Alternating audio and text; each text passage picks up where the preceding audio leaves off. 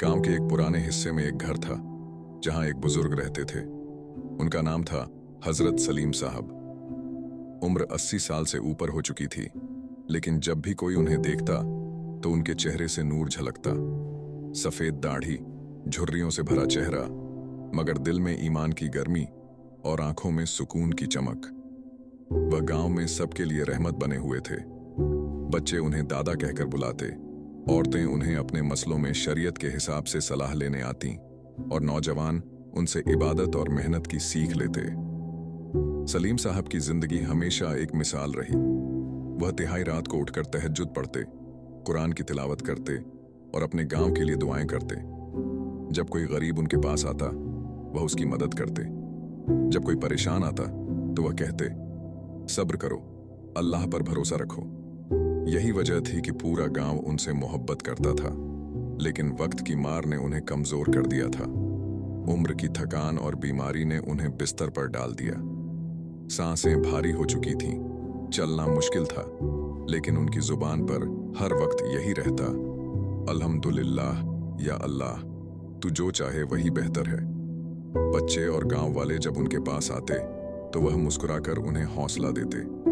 सलीम साहब के 3 बेटे और 2 बेटियां थीं। सब अपने अपने घर बसा चुके थे, मगर जब यह खबर फैली कि अब्बा की तबीयत बहुत खराब है तो सब भागे चले आए। बेटा रोते हुए बोला, अब्बा जान, हमारे लिए दुआ कीजिए कि हम सीरत मुस्तकीम पर रह सकें। बुजुर्ग ने कांपते हाथ से बेटे का सिर सहलाया और कहा, या अल्लाह, मेरे बच्चों को नमाजी बना, इन्हें कुरान का साथी बना और आखिरत में इनको सर उठाने के काबिल बना। उनकी बातें सुनकर सबकी आंखें भर आईं। बेटियां पास बैठीं तो उन्होंने कहा, बेटियों, औरत की असली इज्जत उसके पर्दे और उसके सब्र में है। दुनिया चाहे कैसे भी हालात दिखाए, मगर कभी अल्लाह से दूर मत होना। बेटियों ने रोते हुए वादा किया कि वह अब्बा की हर बात याद रखेंगी। गांव वाले भी अक्सर हालचाल पूछने आते। कोई दवा लेकर आता, कोई उनके लिए खिचड़ी बना देता। एक दिन एक गरीब औरत आई। उसने कहा, हजरत, जब मेरा बच्चा बीमार था, आपकी दुआ से वह ठीक हुआ। आज मैं आपके लिए दुआ कर रही हूं। बुजुर्ग मुस्कुराए और बोले, अल्लाह की रहमत ही सबसे बड़ी दवा है। वक्त गुजरता गया, बीमारी बढ़ती गई, लेकिन एक रात उनकी हालत ज्यादा बिगड़ गई। उस रात उनका चेहरा अजीब तरह से नूरानी लग रहा था। उन्होंने सब बच्चों को पास बुलाया और धीरे धीरे वसीयत की, बेटो बेटियों, नमाज की पाबंदी करना, कुरान से मोहब्बत करना, दूसरों की मदद करना और कभी तकब्बुर मत करना। इंसान का सिर सिर्फ अल्लाह के सामने झुकना चाहिए। फिर उन्होंने हाथ उठाए और दुआ करने लगे। आवाज कांप रही थी, आंसू बह रहे थे। या अल्लाह, अगर मेरी जिंदगी मेरी औलाद और उम्मत के लिए फायदेमंद है तो मुझे कायम रख।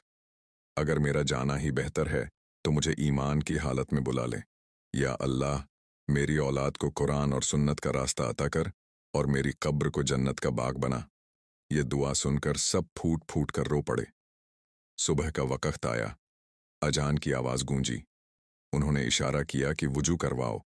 बेटा उनके हाथ पांव धोने लगा। वह लेटे लेटे ही नमाज पढ़ने लगे। सजदे में जब उन्होंने कहा, सुभान रब्बियाल आला, तो उसी सजदे में उनकी रूह उड़ गई। पूरा घर रोने लगा, लेकिन सबको तसल्ली भी थी कि अल्लाह ने उन्हें सजदे में मौत दी। उनकी जनाजे की नमाज में पूरा गांव उमड़ पड़ा। इतना बड़ा जनाजा गांव वालों ने पहले कभी नहीं देखा था। लोग रोते हुए कहते, कितनी खुशनसीबी है कि सजदे में मौत मिली। जनाजे के बाद उनके बच्चे कब्र पर बैठकर रोते रहे। बेटा कहता, अब्बा, आपने हमें सब कुछ सिखाया, अब आपकी दुआओं का सहारा कौन देगा। लेकिन फिर सबको उनकी नसीहतें याद आईं। नौजवान नमाजी हो गए, औरतें कुरान पढ़ने लगीं। गांव का माहौल बदल गया। सब कहते, सलीम साहब की आखिरी दुआ ने हमारी जिंदगी बदल दी। यह वाकया हमें सिखाता है कि इंसान की असली पहचान उसकी इबादत, उसके अखलाक और उसकी दुआओं से होती है। जिंदगी छोटी है, लेकिन नेक अमल और सच्ची दुआ इंसान को मरने के बाद भी जिंदा रखती है। अगर आज आपकी आखिरी दुआ कबूल हो जाए तो आप अल्लाह से क्या मांगेंगे। अगर आपको ये वाकया अच्छी लगी तो हमारे चैनल सच्ची रहीमत को लाइक, शेयर, अवेयर, सब्सक्राइब जरूर कीजिएगा।